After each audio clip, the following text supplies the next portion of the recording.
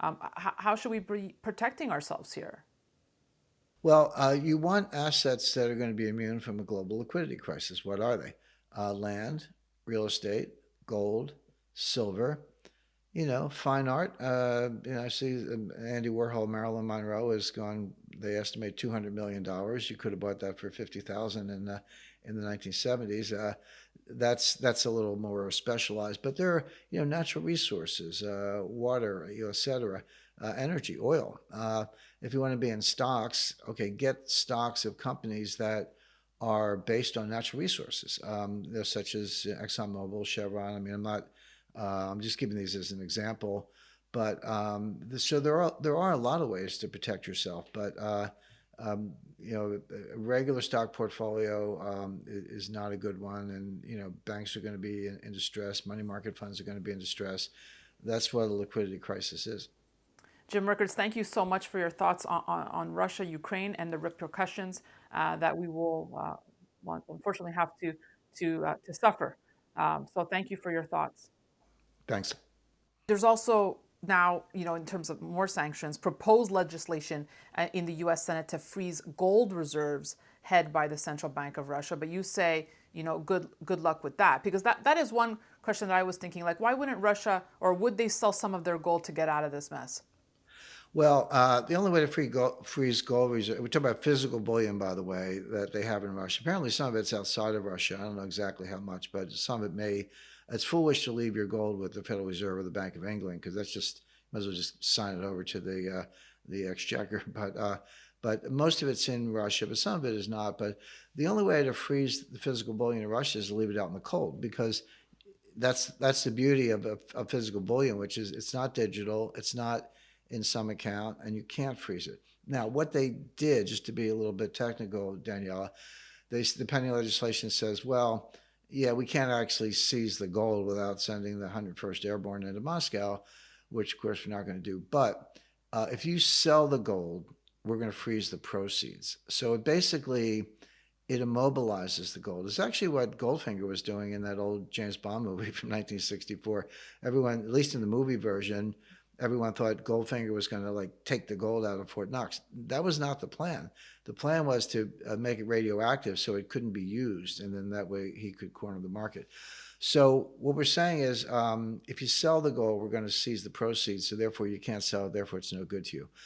That has some impact, but it's not exactly true. And here's why: you can put that gold on a plane, fly it to China, and unload it in a secure PLA Air Force or Air Wing base in China and use it to pay for whatever you want. So you can it's either barter or if you want to say gold is money, which is how I look at it, it's just delivering the cash in gold form.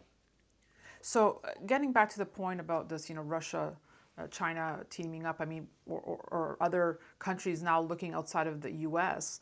We already see it with Saudi Arabia in discussions to start using the Chinese yuan. Um, what's the next step? Let's talk about, does this fast track the digitalization of coins coming down the road here, Jim? Well, yeah, I mean, I point out that the dollar has been a cryptocurrency since at least 1979. That was the last year the Treasury issued a paper Treasury note, like you had a note. Maybe somebody's grandmother still has one, an old one in the attic, but they had little, almost like stamps, like you peel off a coupon and take it down to the bank and get paid. That the last time they did that was 1979. So the dollar has been digital and message traffic has been encrypted since around 1980. Um, but I think in terms of the impact on the dollar, this is be careful what you wish for, and this was exactly what I was saying earlier in terms of second and third order effects.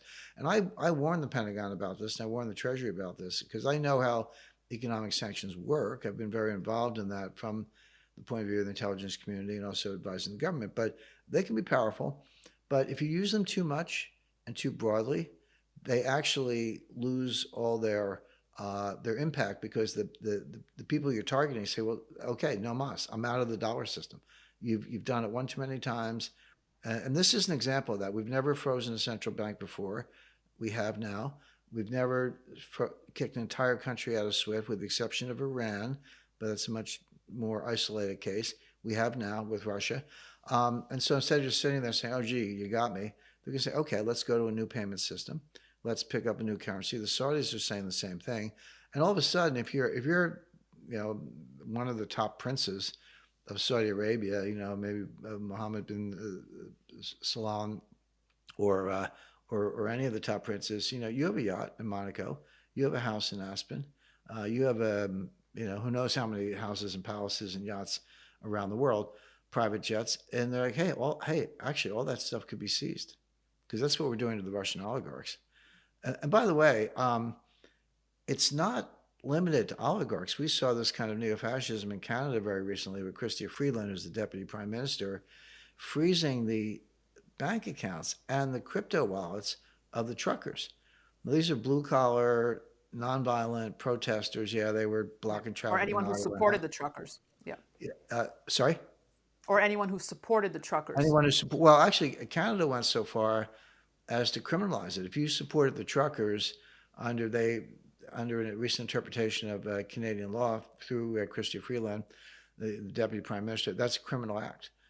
So I told Justin, I said, "Come and get me." But my point being, so she's seizing the accounts of blue collar truck drivers, and Biden's seizing the accounts of oligarchs. But it's the same thing. Okay, blue collar, multi-billionaire, but it's the same thing. Suddenly, Canada and the U.S., two of the number one, I think number five economy in the world, number six maybe, um, have frozen Canadian dollar and U.S. dollar accounts of people they don't like. Now, you can say it's for good reason, and Putin should have invaded Ukraine. I get it, but if you're a Saudi prince, if you're certainly a Russian, if you're a Chinese oligarch, how comfortable are you with the dollar right now? I'm going to suggest Yeah. the answer is not very. And this is why so many investors out there are now scrambling, perhaps, to look for alternatives outside of their, current Canadian or U.S.